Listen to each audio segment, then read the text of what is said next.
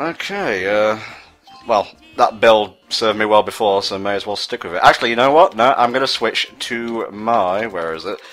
Bike build. Yeah, I do like the fire rod one. I unlocked a bike called the Duke earlier, actually. It's pretty good. Is there an alternate costume for Luigi that's a biker jacket and shades? I wish. It'd be like that one level in Crash 3, except better. But then that would block his evil death stare. That made it onto Fox News. I heard about that. What was the deal with that? It's just that thanks to Mario Kart TV, basically this editing feature they have, someone slowed down Luigi passing Waluigi, and for some reason Luigi has this really angry face on him at all times during the race. Well, you know, there was a lot of bad news for Nintendo during the year of Luigi, and it kind of sullied his reputation even more. I think you'd be pissed if that happened to you. It's just one of those really unintentional funny things. Yeah. So why did Fox News talk about it? Because it was a slow news day. Yeah, slow news though. Oh, okay. I thought they were going to try and turn it into some stupid controversy about how cartoon characters can never be angry or something. No, I think I actually read on Twitter that they said like Luigi's a sociopath or something. I'm not sure how true that is. Well, again, it's putting characterization because Nintendo never puts characterization in their games. Yeah, they mostly leave it for the RPGs. Honestly, fuck. It's like the only controversy I know that happened earlier is that Glenn Beck claimed Watch Dogs makes you a hacker, but. Yeah, okay. It's like, yeah, pressing one button lets you hack doors open. That lets you hack doors open totally makes you an elite hacker. God damn, there's a lot of lightning in this particular one. It's probably because I'm recording. Most likely. If hacking worked that way, I would have freaking aced my computer classes. I hear that. Okay, so, Ryan, what do we think of this track? I kind of like this track. It's also a bit underwhelming in terms of overall design, but I think it has a nice amount of twists and turns to make it still interesting to race on. Mm-hmm. And it's got a remix of the music from Mario Kart Stadium, I believe. You can also cling into the sign here as well. It looks very drifty, which brings me to a question. Actually, does snaking work in this? Well, it's a Mobius loop in a figure-8 pattern. No, I mean like does snaking work in this game, just in general? Well, you still get boost from drifting, but snaking itself now. Okay. Nintendo took that out after after all the noobs complained in DS. To be honest, it got really annoying after a while, because I could be racing as well as I could be doing on online, and yet I'd still get beaten by someone who was snaking. It's mastering the gameplay mechanics. It's a very gamey mechanic, though. I'm not sure how I feel about it. Oh god, that was a bit tense at the end, though. I know it takes skill to do, but at the same time, it makes my head spin. So, it's a very controversial topic in snaking, so let's get off that and move on to the next course. Oh, is it going to get heated if we keep talking about it?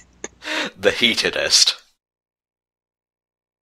The comments explode about snaking. Speaking of comments exploding, Donnie got a lot of flack for complaining in your Mario Kart stream, didn't he? Yeah, he did. Yeah, Lewis, no disrespect to you, but when you talk, you remind me a lot of Donnie, just the way you sound. Huh. Not in terms of complaining, sorry, I heard that little awkward pause there.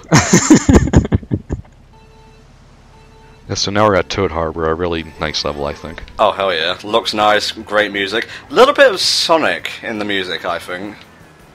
Huh. Yeah, also known as Not City Escape Zone. Yep. Oh, really? City Escape? I don't see that yet. You'll wait till we get to the second half. Honestly, I'm seeing more Sonic Generations Rooftop Run at this point. It also has a little bit of the Shy Guy market from 7. Ah, that was one of my least favourite levels in 7. Why? There were just like so many obstacles, and it's set at night, and I've come to realise that many of my least favourite tracks are set at night, just because it makes it very low energy. I love the fact that you can do wall jumps with anti-grav. Is it blowing your mind? It's not anti-grav. It's gravity going in the wrong direction.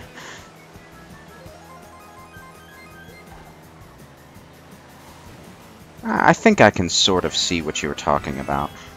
All it's missing, really, is the truck.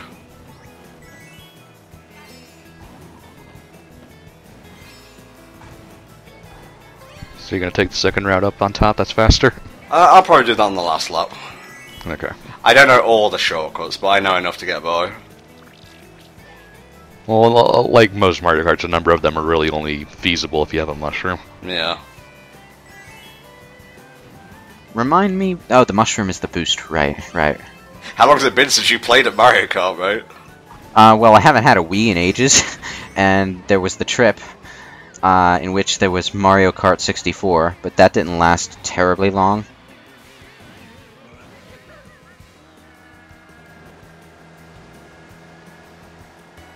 I'm not losing to a Koopaling. Get the fuck back here.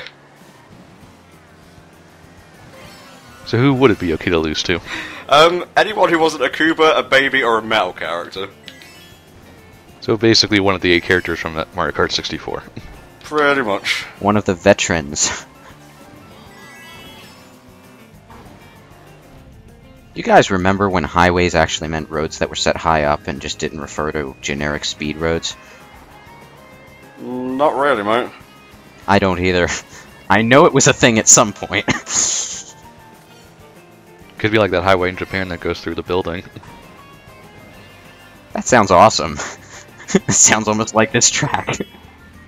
Yeah, well, it was like according to building codes, the way it worked. They cut out like 3 floors of a building and built the highway through it.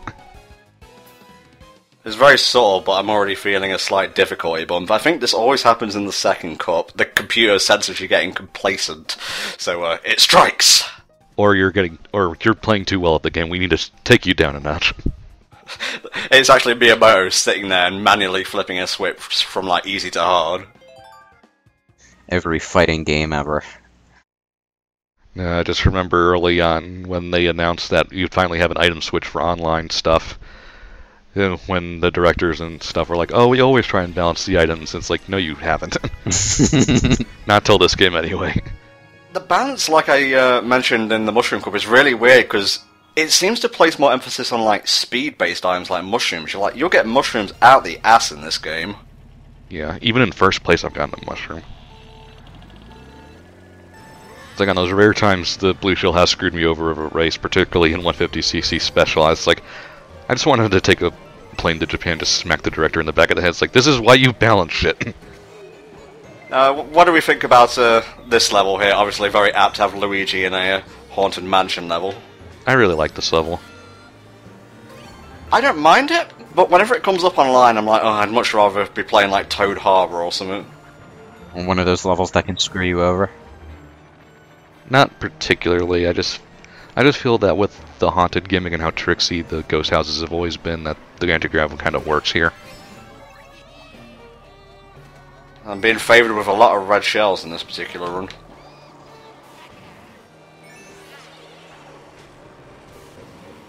You know, whenever I have a good item streak like that, I just get terrified that the other players are doing the same. Yep, that's Mario Kart for you.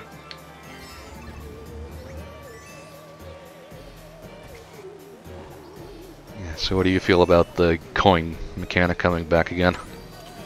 When did it actually come back? And when did it leave, actually? It was in Mario Kart, Super Nintendo Mario Kart and then disappeared until 7. I actually meant to ask about that. I kept forgetting. What do the coins do? They boost your top speed. Oh. As well as collecting them unlocks all the vehicle parts. So they're like the rings in Sonic Riders? Pretty much. Can't get away from the comparisons. Well, I'm pretty sure this game is easy enough to pick up, so... Apparently an easy way to unlock parts is like to... Everything in multiplayer counts, so do max number of multiplayers, get 10 coins each, and then just finish a race. Yeah, you can practically make your own all-cup tour if you wanted to. Just like 32 courses all on random. Shit. Need a new item, and fairly fast. I never really care for the green shells. I always just fire them off right before I get another item box. They'll punish you for that in this game. Do they? Yep. How? Well, with shells of their own. I don't necessarily mean I hit anything, I just fire off the shell at random. Even if I'm in first place, especially if I'm in first place. Who wants a green shell in first place? Jeez. Well, you can use it for defensive purposes. No, firing them off backwards. That or just hanging them behind the car so they block red shells. Okay. Not doing too badly so far.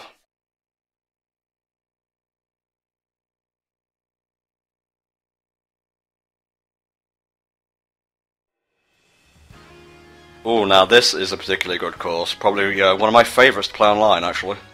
I really like this course except for the last bit. All the turns at the end. Shy Guy Falls. Is that a waterfall title, or is the Shy Guy falling to his death? Waterfall. But, and also that extra path at the top at the end there is just always really tricky to me. I always take the lower path. We'll see it soon enough, but what do you think about the course overall, and especially as like the finale of the Flower Cup? I think it works. It's one of the more visually impressive ones, especially after Toad Harbor, which looked nice but wasn't visually stunning in any particular way. Toad Harbor was also a very relaxed course, as was the Boo level, whose name actually escapes me right now. Twisty Halls, I think. Something like that. Actually, don't the courses change between regions, like name-wise? I'm not entirely sure.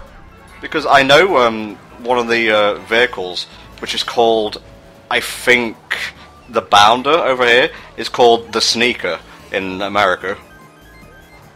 Quite possibly. I don't really pay attention to the names of the cart pieces, though, because they're all kind of pointless. We call it, like, Fast Cart and Slow Cart. Except for Mr. Scooty, so you can make Scooty Puff Jr. jokes, but... I will say, looking at the track themes that they use in this game, I can sort of see it as justified as this being a Mario Kart game and not just an F-Zero game. Well, there's a difference. F-Zero's in the future. Mario Kart's kind of fantasy-ish. Yeah, I know. It's more just that in an F-Zero game, you kind of be limited to tracks that are planetary in nature or sci-fi in nature, whereas with this you have more, I guess, more diverse cartoony themes that you can just draw from. Well, you can make a track about literally anything.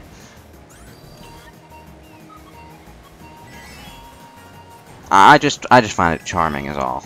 It still probably would have been nicer to see an F-Zero game, but... Well, it has been 11 years since the last US release. Jesus. I wish you could get more than 10 coins, but it's probably like an arbitrary limitation to make sure you don't unlock the golden parts on the first day. Well, the only gold part you unlock via coins is for 10,000 coins to get the gold glider, which I hear doesn't really change anything. The gliders change like nothing, except for maybe a tiny bit of weight. This is bad, this is very bad. Oh, phew. I thought someone was tailing me for a second, though. That's it, Flower Cup done. You're getting lucky with the items. Oh, I'm getting very lucky, mate. And we'll call it the brain scratch look. So, Lewis, what do you think of the game so far, mate? It looks interesting, and I'm definitely going to pick it up when I get a Wii U, which might not be for ages at this rate, but... You're not getting Smash? Well, I'm definitely getting Smash first, assuming it comes out before I get a Wii. But I'm definitely going to add Mario Kart 8 to my must-haves list. If you were listening to the soundtrack, it would be right now that you'd be buying a Wii U. The soundtrack's one of its best parts. Oh yeah, definitely. I've heard a bit of it. It sounds really good. But not that much of it. I try not to spoil myself before release, ended up listening to every single theme available. Yeah, I kind of do the same thing. N64 Rainbow Road is glorious. Yes. My must-haves list for this console is so short, and it's gotten actually quite a lot shorter since the Wii, since I've seen more of the games that the Wii U has come out with. Like, More like that's the amount of games the Wii U has. Ouch. Okay, before we break into a console war, let's move on to the Star Cup.